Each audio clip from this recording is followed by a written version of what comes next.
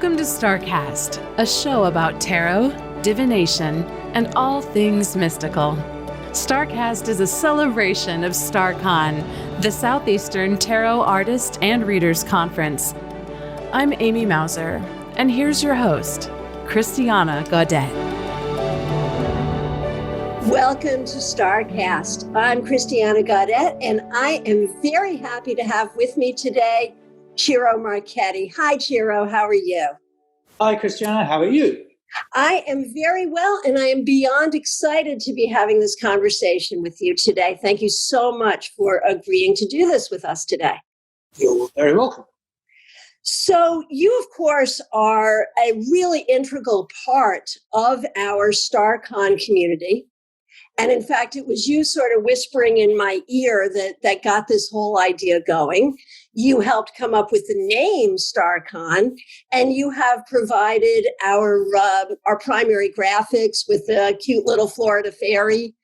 That's all Ciro Marchetti, and that's part of our branding. So we really appreciate that, and I'm really excited to have a conversation with you today. If I can just jump right into it, the first question I'd like to ask you, you are one of really the premier cartomancy artists of our time.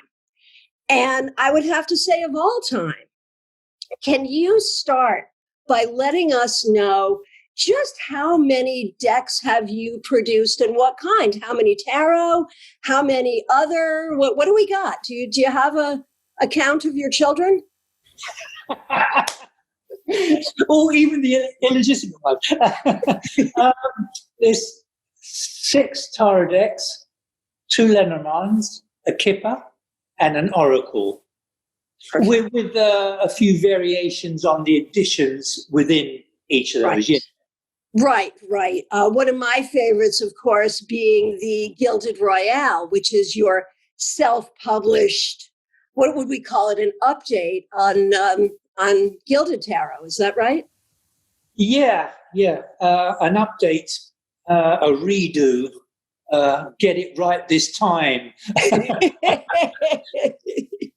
Now, I know that you have been working on an exciting new project, something different, not a deck. Can you tell us about it?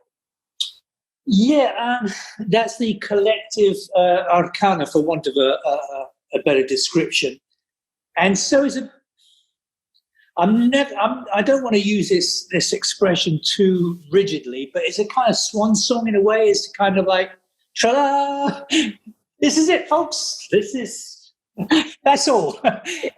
It's a kind of visual summary of the tarot decks, at least, and I was trying to sort of create it as a glorified portfolio of work, for collectors principally.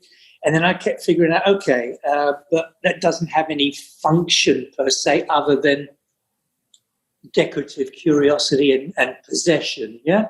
Sure. And so I was trying to give it some functionality, and I've included a whole bunch of correspondences,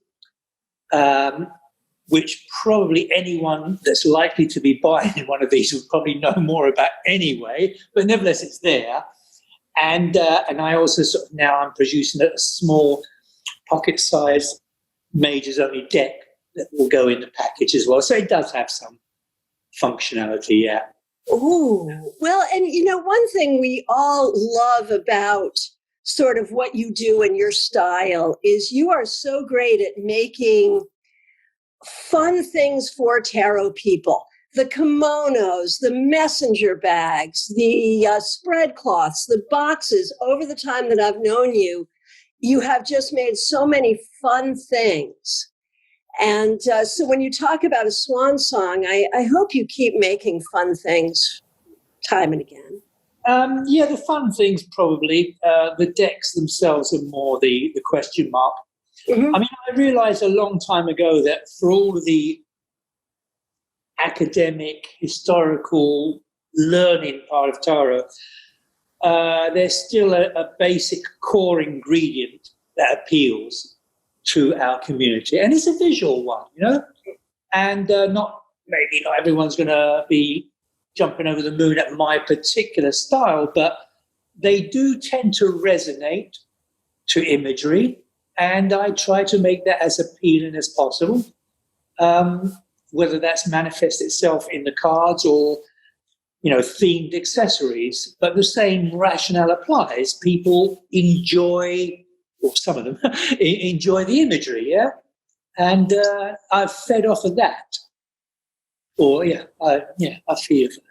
Absolutely. So you have a long career as an artist outside of tarot, but you've also been involved in tarot. My understanding is since 2004 with the publishing of Gilded Tarot. Is that right? Correct, yes. So that's 16 years in tarot and cartomancy.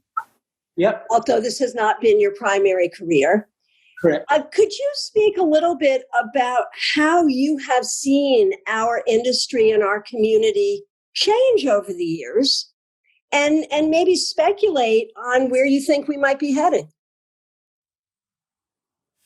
Well, 16 years ago, this was all very new to me. I mean, my awareness of tarot up to that point was, I was familiar with the term. I was familiar with what a deck looked like, although I couldn't identify the individual characters. But nevertheless, in fact, I even bought 2 decks, Marseilles and a Rider-Waite. I bought them at a bookstore, an art fair, and I never used them. I simply sort of mounted them on a board and I hung them up on the wall as decorative pieces. That was it. That was my only awareness or experience with tarot up to, the magic call from Llewellyn, to do. Well, you ever considered doing a tarot deck? Yes, that call. What? Yeah.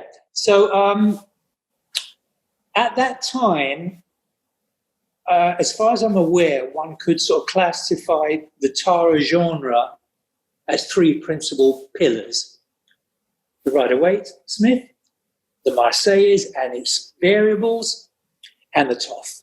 Yeah?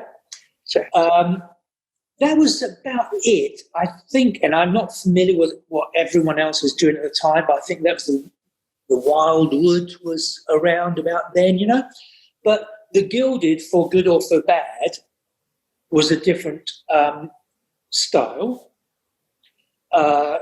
very colourful.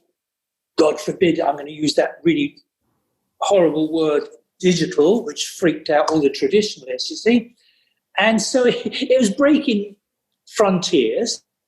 A lot of people didn't like it, either because they didn't like the style as subjective, but also they didn't like what it represents. And that was an intrusion into their comfort zone of tradition and expectancy of what a tarot deck should look like. Forget even getting into the details of the symbolism. I could screw that up. I had plenty of time to screw that up. But even the initial impact was irritating to traditionalists, you see. And so there was a lot who genuinely didn't like it. And that was apparent from comments on tarot forums, etc., etc. Having said that, a lot of people did. And so something was happening, or I sound immodest here, but I was causing that little sort of snowball to start rolling down the hill, And I believe it accelerated in of itself, but by also setting a different reference point for others to do their own thing with. And so the door was blown open somewhat, And so, and it's been a bit like that ever since. I mean, when it came out and started to gain some traction, it was really difficult because the sales were, I have to say this and not kind of sound like I'm showing up, but the sales were quite extraordinary, and I believe it even took the publisher by surprise, But that actually one could say it's a good thing economically and business-wise, but it's also a bad thing because it was pissing off the traditionalists even more, you know? But they can't deny it, you see? They can't deny that the amount of decks that were sold, and by default, the number of readings that must have been done with it, it was a factor, you know? Love it or hate it, it was a factor, you know? And so, but interestingly enough, I didn't like it. And I wanted to do it again. But nevertheless, before it was even published, I was already working on a follow-up, which was the Tarot Dreams, because my appetite had been whet, yeah? And I thought, yeah, but I could do that again, and I would do it differently. And off I went. And I remember on the infamous Eclectic website at the time, which was so popular, but I never felt that comfortable there. And someone was commenting that, oh, yeah, he's just taking advantage of the success of the Gilded, you see, which is a bit of a derogatory put down. But it wasn't. And they were absolutely wrong because of the timing of the industry, the Gilded hadn't come out when I was already working on the Tarot Dream. So there's no success for me to feed off. It hadn't reached the market yet. This was a personal thing like, okay, if I was to do it again, this is how I would do it. And I did it. And I presented it to the publisher thinking, ta-da! And they turned it down. They said it was too similar to the Gilded, you see, which looking back I find quite absurd. But I guess from their point of view, the style and all the rest of it, maybe, you know, before the Gilded had started to make a name for itself, maybe it was too similar and they didn't want to roll the dice twice just in case, you know. But that was the thing. And that was significant because the Tarot Dreams was me having a little bit more courage to sort of, I'm going to try that instead. And that didn't make sense. That's my dog and my daughter turned up. That isn't the way I would do it again. Like, for example, the Hierophant, you know, and I convert that to faith. Mm-hmm. I thought I was being clever or imaginative by kind of depicting that card as an official religious sort of system per se that was a common denominator to various religions rather than the Pope, the Christian one. No? And so I was making these little experiments, and that was very adventurous for me. You know, I was flipping a coin here. In fact, I was flipping a lot of coins because it was a very, very expensive project for me. I mean, not only did I design it and I paid to print it, but I was on a roll here, you know. So I did the CD, which had the animated cards, software. I paid someone to do a reading software. This was before iPhones and apps. So that CD, which of course no one even has a bloody CD player anymore, but nevertheless it was pretty groundbreaking, you know, to actually go in and do a spread. And it was, you know, it didn't read for you. I've never done that. And none of my apps were geared to that. They merely provided the automated digital spread. And then business as usual. The reader does their thing with the spread, you know. I don't personally think that an app that gives you a reading, that's just canned. You know, it's just a list, a database of answers. That's ridiculous. But just to provide anything from a card of the day to a Celtic cross or whatever it happens to be, and then the reader on their iPad or whatever, I think that's recognizable territory for a reader. Yeah, absolutely. Absolutely. And one thing, while you're on Tarot of Dreams, one thing I've always wanted to ask you is in Tarot of Dreams, and then subsequently, I think at least one other of your decks, you actually added into the court a fifth court card in each suit. Yeah. Can you just speak to that and what that was about for you? Okay. I've always had trouble with the court cards. You know, they're assumed personalities and characters. Mm-hmm. I always found rather nebulous. Who provided those characteristics in the first place? You know, okay, I get it, a fiery woman as the queen of, yeah, okay, but all the other nuances, I mean, I could learn them, I could learn them, but personally, there wasn't some instinctual connotation, yeah? And so, whilst we had these basic court cards and their presumed personalities, I assumed they were a family. I took it as that, you know, mum, dad, the page, and the bodyguard, you know. And so each of them had their personalities, their characteristics, but they shared a common bond given to them by the suit. And I just wondered, like, all families, yes, they are individuals, but there's also an entity, which is the family, the unit, the home, the ambience where they live, you know, and where they interact. And I thought that even if I couldn't, that maybe readers could do something with that. It wasn't just the individuals, but their environment that might might cause a little effect on a given spread, you know.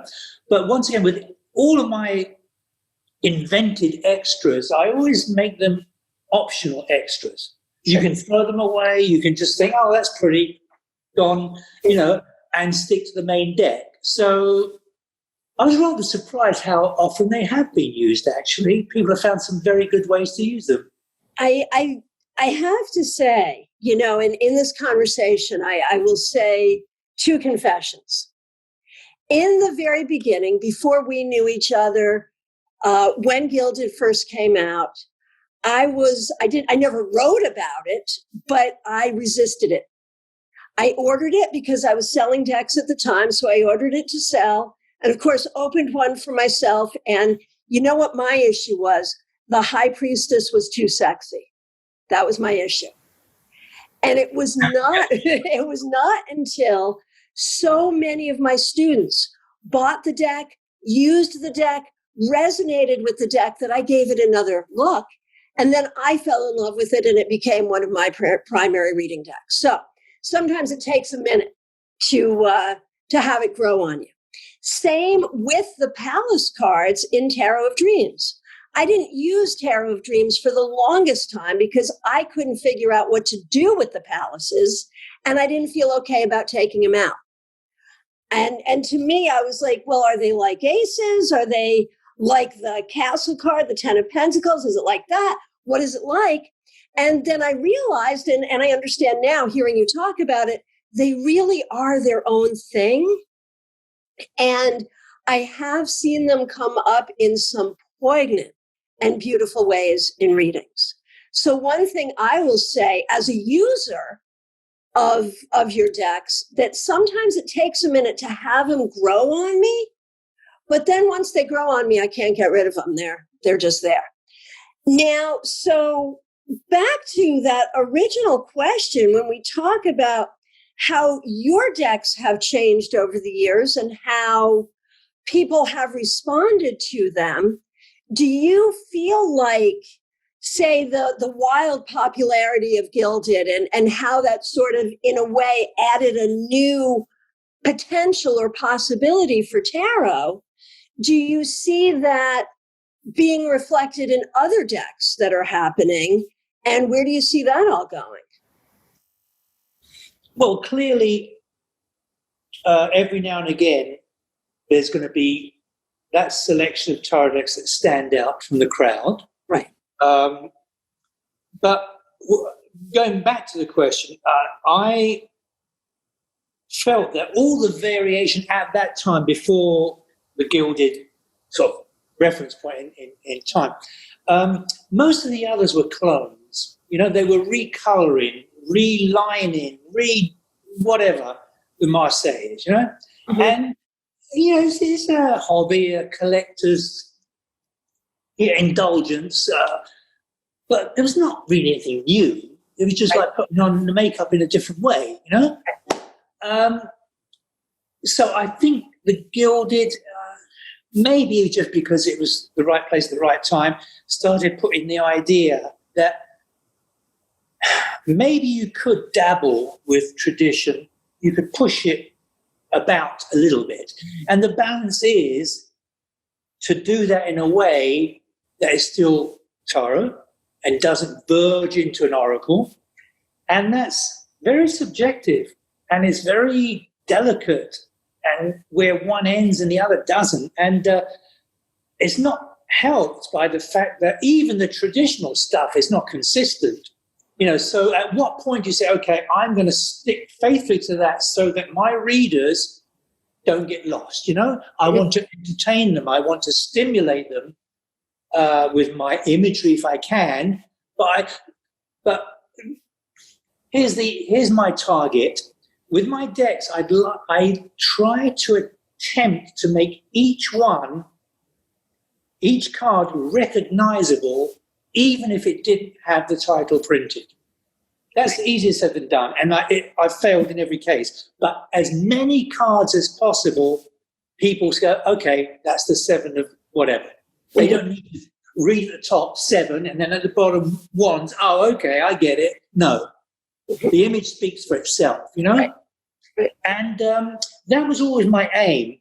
Now, the other aim is not only should the cards be recognizable in of themselves, but they also have to be neutral. So, for example, if my job is to communicate, my job is to communicate to you, the reader, with an image. Okay, you buy it and you can use that as a tool.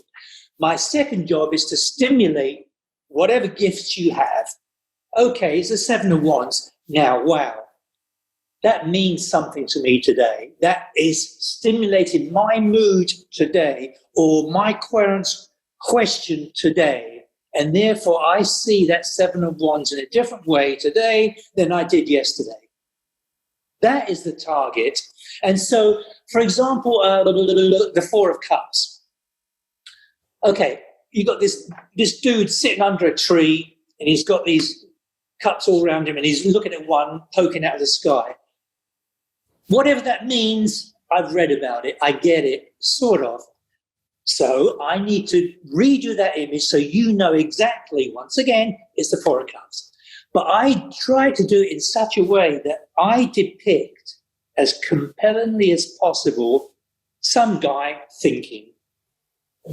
You decide what he's thinking about. That's the difference. So we need each other, you know.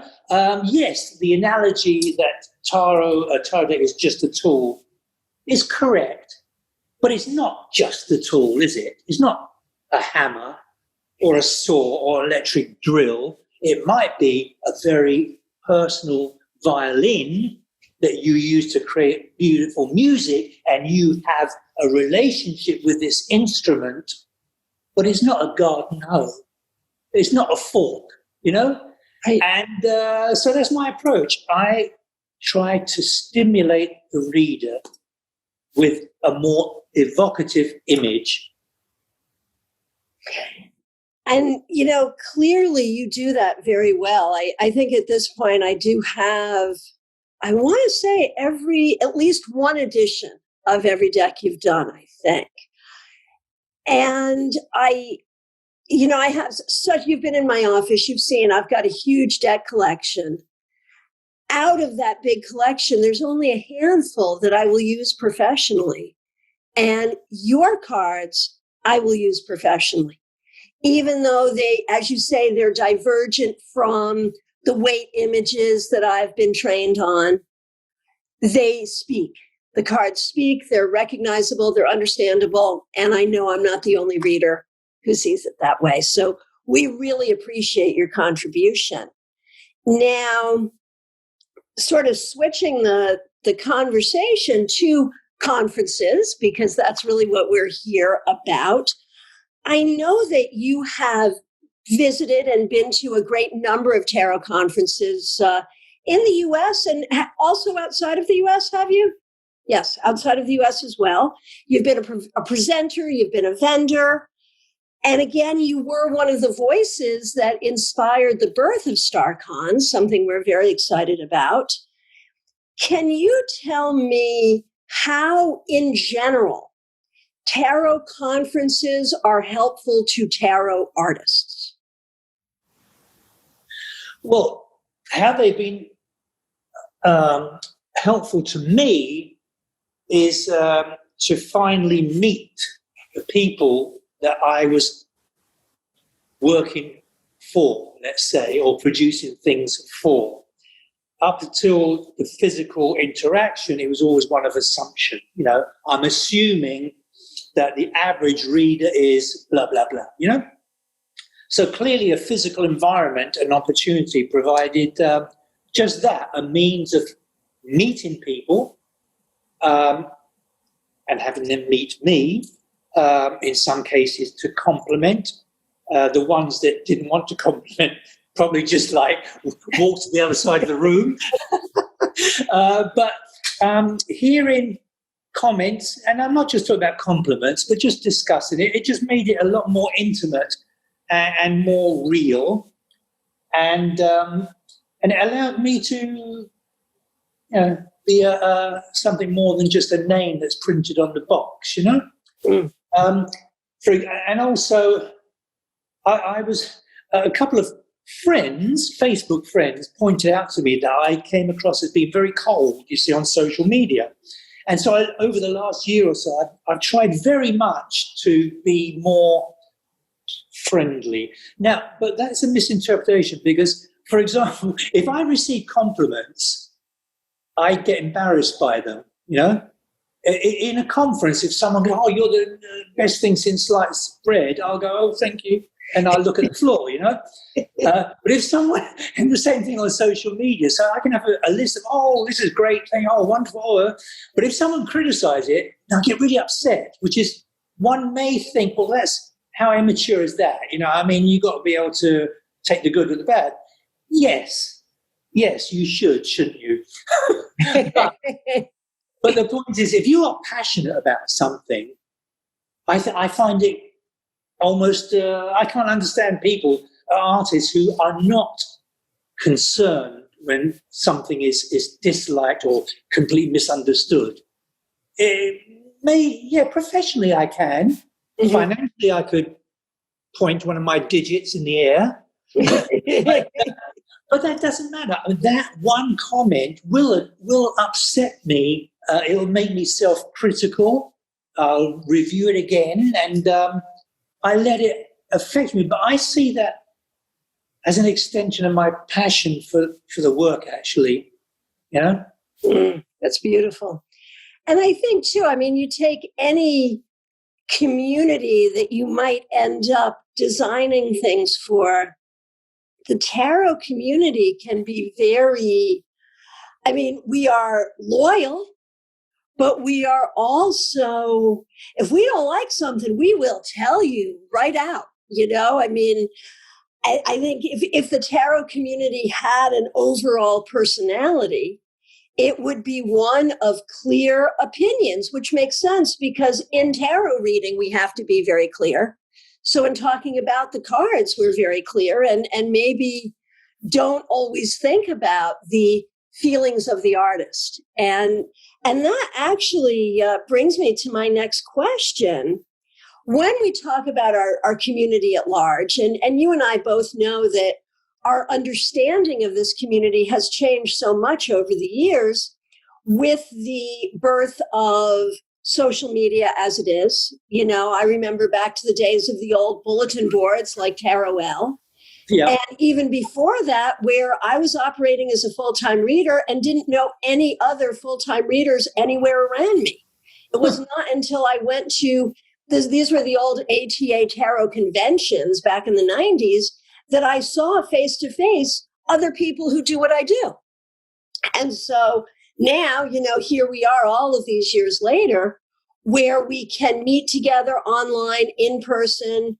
We have social media. It's a very different thing. And I think because of that, we are a more cohesive community.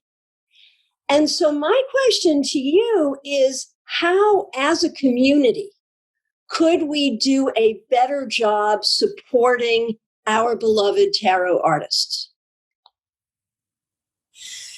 Well, I mean, in the most pragmatic sense, try to avoid buying pirated decks. That goes without saying.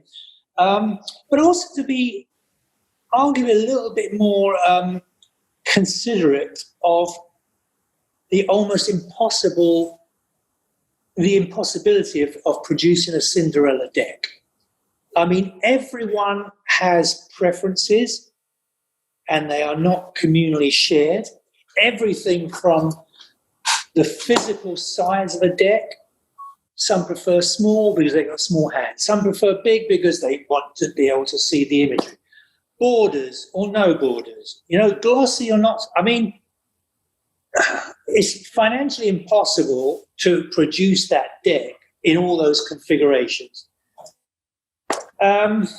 Ultimately, the imagery should be first and foremost, and just be a little bit more, I'm not going to say sympathetic, but sort of amenable to the variations that may not suit you individually. That's all I would say. Going back to your earlier question about like the beginning and where we're going, here's my dilemma, my inconsistency, my hypocrisy. I've always had this running battle with the elite traditionalists. You see, I have sort of received the wrath of their condemnation, but I also agree with them, because here's the thing. Now, over the years, the quantity of tarot decks that are being produced is just phenomenal. And that is a good thing insofar as that represents a vast selection of choice for readers. Now, this is where I get myself in trouble. It also means there's a lot of crap out there. There's a lot of decks that is the visual equivalent of karaoke. You can go up, I can go up there and sing in a bar, and my mum, bless her soul, would have thought it was wonderful, but it's not, And so let's be quite honest, and I would never, ever use any given deck as an example, but there's a whole volume of decks that are so clearly created in a very short period of time, Googling from the internet, especially Lenormand, okay, where you can download a bear, a bouquet of flowers, a coffin, or whatever it happens to be from some copyright-free public domain stuff, add a title, and within a few weeks you have a very usable deck. That's the point. But that process allows a lot more people to have their creative juices and the satisfaction, the joy and the fun of producing their own deck. Yeah. But I think it's lowering the overall standards somewhat. And I say that very coolly because it is subjective. But for me, it's taken some of the magic out of it. Back then, 16, 12 years ago, I really felt that I was doing something in a special genre that wasn't for everyone, First of all, it wasn't for everyone because it didn't pay enough to be. So the top illustrators, it wasn't financially justifiable. It never has been throughout history, But now it is. Now people can efficiently produce a very usable deck in a short period of time, but that doesn't do it for me. It's kind of like it's lost its magic. So there's good, but I don't know. And that affects the finances. That affects the business of tarot.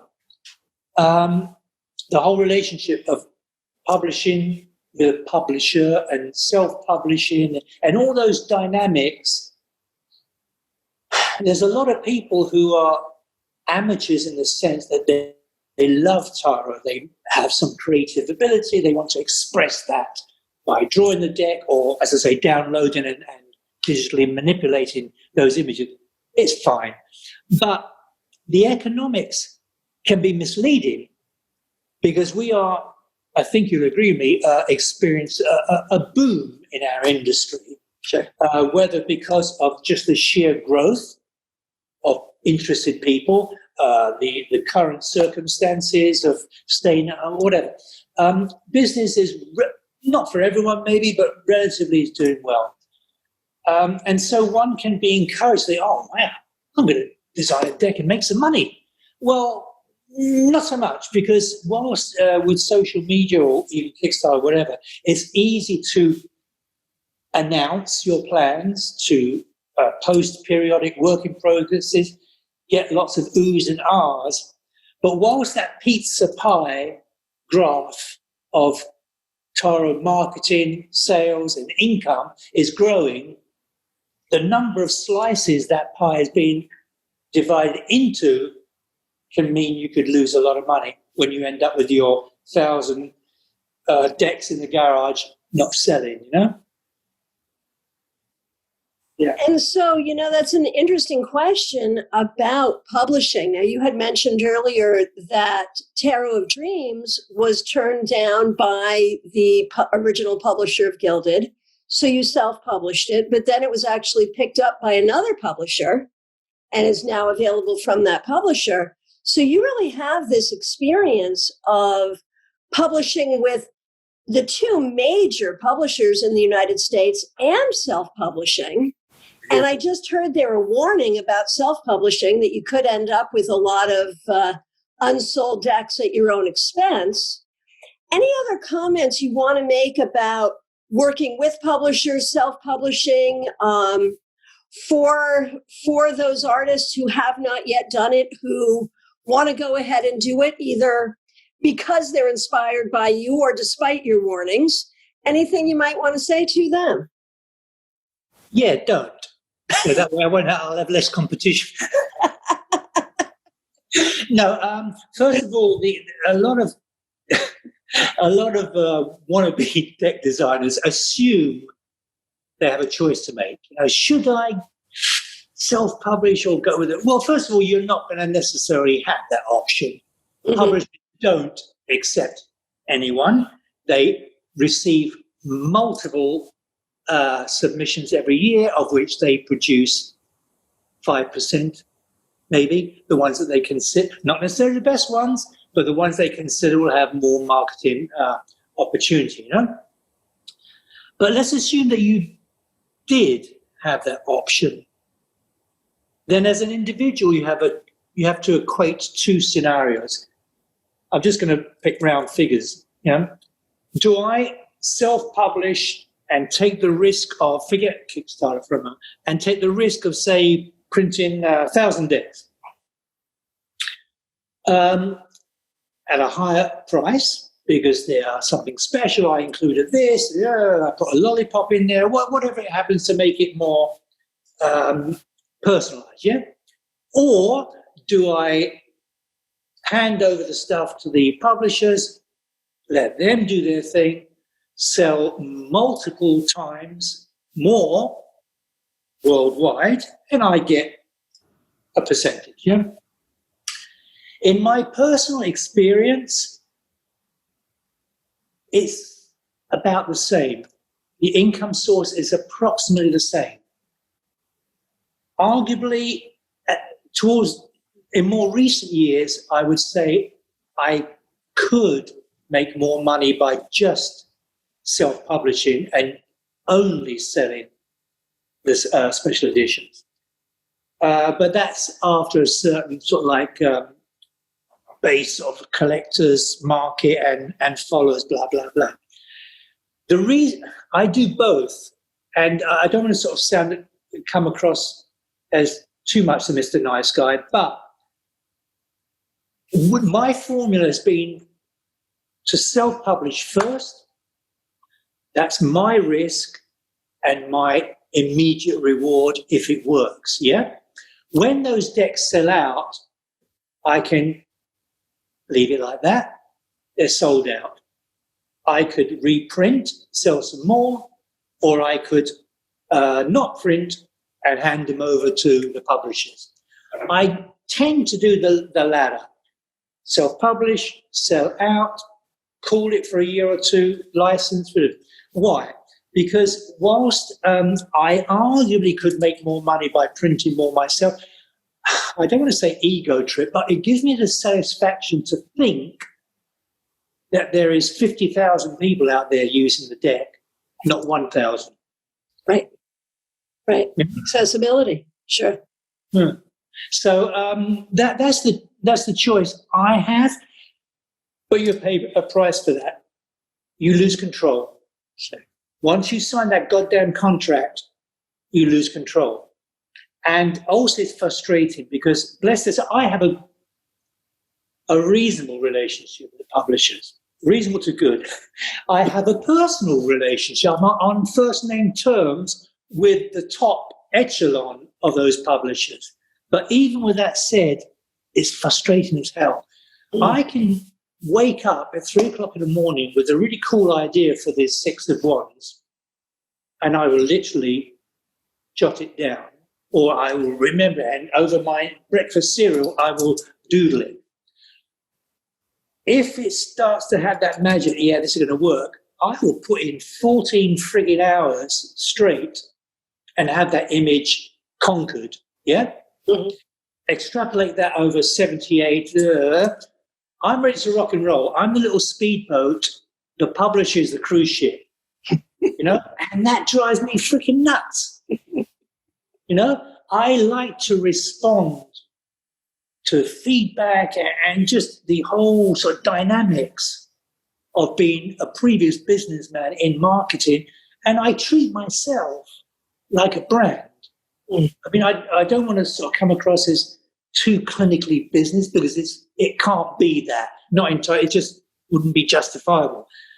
But I'm not some, you know, passionate artist that's doing his next deck by candlelight, you know, for the sheer love of it. You know, I do not produce tarot decks for the money, but I produce them with the expectation of making money. I think there's a difference. Sure. You know?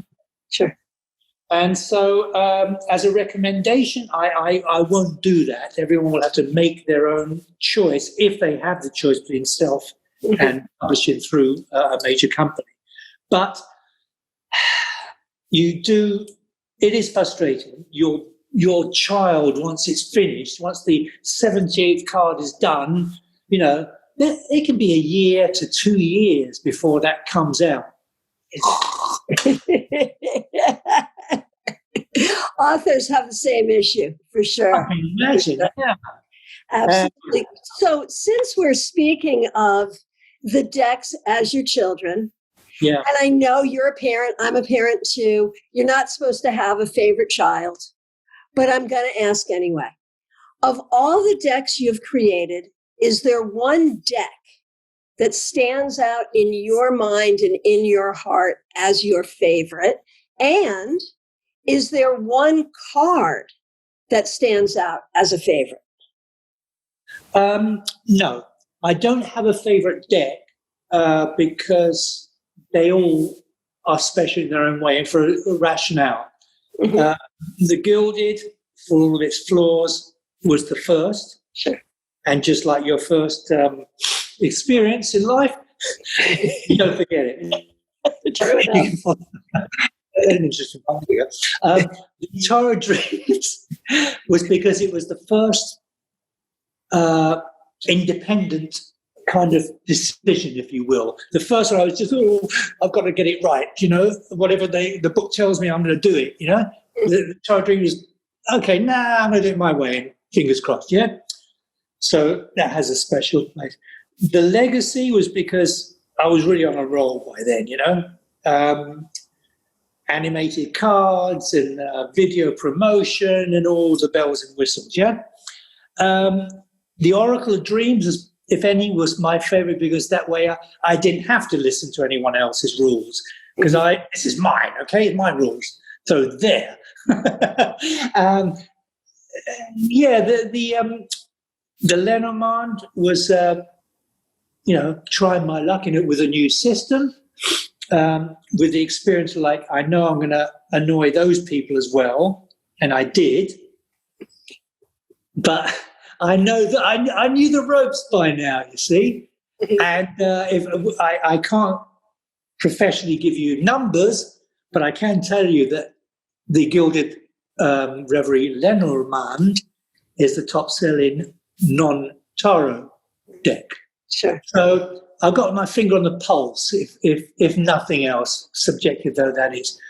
The Kipper deck was probably the most satisfying in a professional research way, and a risky one. Here was me taking a deck that was very connected and associated with a specific country and culture, and I took it away from that and recreated it in a different culture. So that was asking for trouble again, but I got away with it. So they're all my favourites in their own right.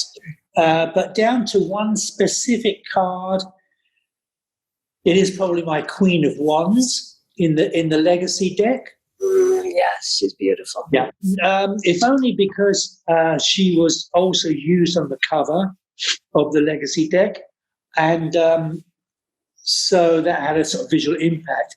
But also because at the time I was in an art fair in South Florida, and she was a performer, sword performing and fire, and I mean she was very good at what she did. Movement and very exotic and erotic and I immediately thought, oh wow, brain ticking. And so in her interlude, she was with a troupe of like 6 of them. And I approached her, I said, excuse me, would you mind if I could take some photographs? And it sounded so corny. It sounded like, do you want to be in movies? You want to be in a tarot deck? And she looked at me I don't think she even said much. She didn't say no, but she certainly didn't say yes. And I think she was looking at me suspiciously, actually, like, is this a bit of a come on or what? And I sort of like pointed to my tent where I said, that's my wife, by the way. Anyway, so she came over after her act was finally over. And she checked out my work, and she could see that at least I was legit in that sense. So anyway, I explained to her that I'd like her to be one of the Queen, and then I was doing a video for a little promo video for that deck. And so I asked if she would be willing to come to the house and do her sword routine for my movie, And she did, and she came dressed up with the makeup and everything, I was blown away. I was so grateful. I mean, it was really, she turned it into a character. And by God, she was perfect because after we'd filmed a few bits and pieces, we were sitting there having a drink or whatever. And and she's half Colombian and half Irish. Oh, my goodness. And me, I'm British, so I started telling some Irish jokes. Totally not amused. And I thought, damn, she is the Queen of Wands. That's great. So she was a very powerful image. And the image of that, not just the way I'd use it in the card, I produce it as an individual image in its own right. And that was the one that I won the world, whatever it was, Photoshop something or other for that image. Yes, you did. And that was not even a tarot award. That was like a world art award. And so I won a trip for 2 to Spain as my prize. A week in Spain, all expenses paid, and I think $1,000, which was nice. And so, and that's where I was, and that led on to other things, and I met the publisher who did the Gilded Reverie in German, and it was a whole cycle. It was extraordinary. Everything was like coming together in a very serendipitous way, I when I was staying in Spain, originally was from Madrid. I asked them if I could change it to Barcelona, which okay. And we stayed in the center, and I was like, I don't know, 2 blocks away from one of the Gaudi's famous house, Casa Güell, and that became the inspiration for my house in the Lenormand deck. And then when I was working on the Kipper deck, I was looking for a name, and I wanted to use the architectural style of Barcelona, which is really Art Nouveau, but I thought I could add my little steampunky twist to it. And I was desperately looking for a name, and I thought the end of the century was when this architectural period was at its pinnacle, and I like French titles for my deck, so fin de siècle was it. I thought, I'll keep my mind on that one. So off we went, my wife and I, for breakfast, turned the corner, took a different street that morning, and there it was, a little cafe, fin de siècle. Bingo! Yeah. Wow. And that is how cartomancy works. Those synchronicities, they show up in life, they show up everywhere. And as an artist, you get to preserve them and share them with all of us. It's an amazing thing. So I want to thank you so much, Ciro Marchetti, for having this conversation with us here on StaarCast. To close, I have here your Encore Tarot, which I love so very much. And I thought it would be fun to just pull a card at random to see what it might say to us today and see if there's a story that you would want to tell us about that card. Are you game? Mm-hmm. Okay, so let me shuffle and let's see what we got. And okay, so it's a brave reader. In fact, our mutual friend Mitchell Osborne said to me, it's a brave reader who will pull a card at random because you might get a card like the 3 of Swords. So what might the 3 of Swords say to us? I think as we have this conversation about our very first StaarCon, of course, StaarCon will be an annual event every January in Florida. The question right now, of course, in COVID, will we be able to meet together or will the first one have to be virtual? We'll be making that decision at the end of September. And like the 3 of Swords, there is some sorrow around that. Mm. However, when I look at this 3 of Swords, or really any 3 of Swords, I think about it as an opportunity for healing. And that when we come together as a community, be it in person, online, in whatever way, we have an opportunity to find healing for ourselves, to get better at our skills for helping others heal, and to bring healing to each other.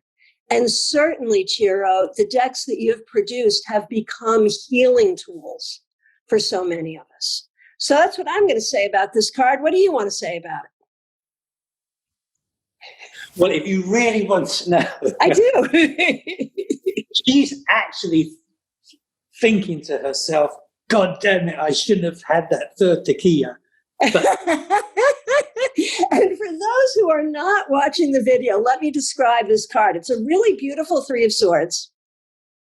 It's not like the traditional 3 swords and a heart.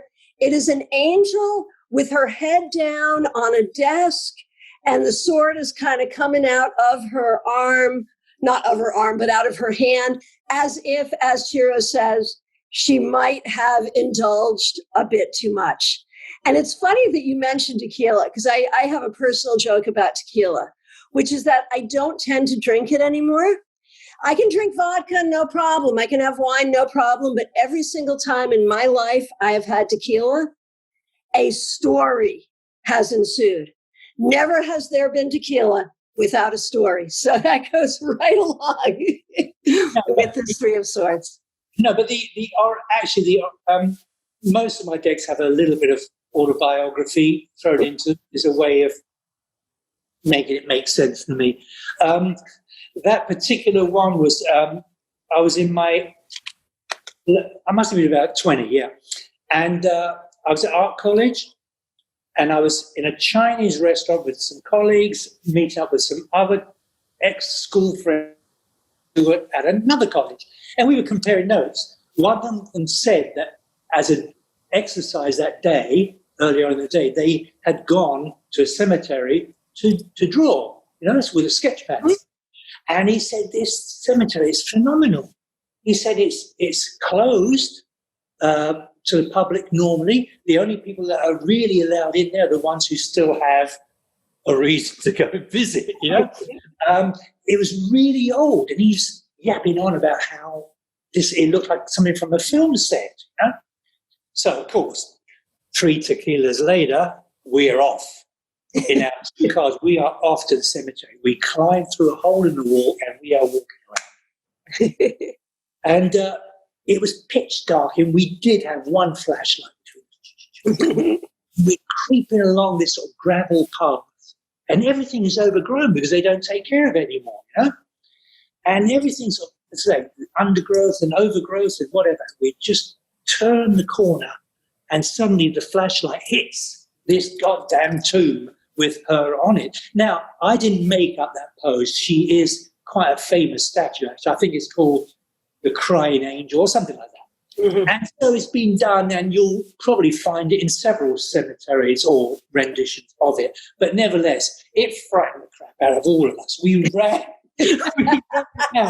We climbed back out of the fence only to see 2 cop cars waiting for us. The neighbours had reported that these vandals had broken into the cemetery, and they were worried that we were stealing lead from the roof of the church or defacing the tombs, which was the case. But what was amusing was that the cops didn't come in to get us. They went anyway, apart from that, apart from the actual shock of that instant where the flashlight hit that statue, it's such a poignant statue, of sorrow and the cathartic, is that the right word? Cathartic, sure. Means of getting out of that sorrow by just letting it flow, Sure. Perfect for the 3 of Swords, and what a great story. Ciro Marchetti, I want to thank you so much for being here with us. Of course, if people want to learn more about you and check out your offerings, can you tell us your website, please? Yes, it's an unusual name. It's ciromarchetti.com. Perfect. And we will see you one way or the other. We will see you at StaarCon. And you will indeed. Thank you so much. It's been so great to have this conversation with you. Thank you. Thanks for joining us for StaarCast. For more information about our annual conference, visit us online at StaarCon.com. That's StaarCon.com. We are looking forward to seeing you in January.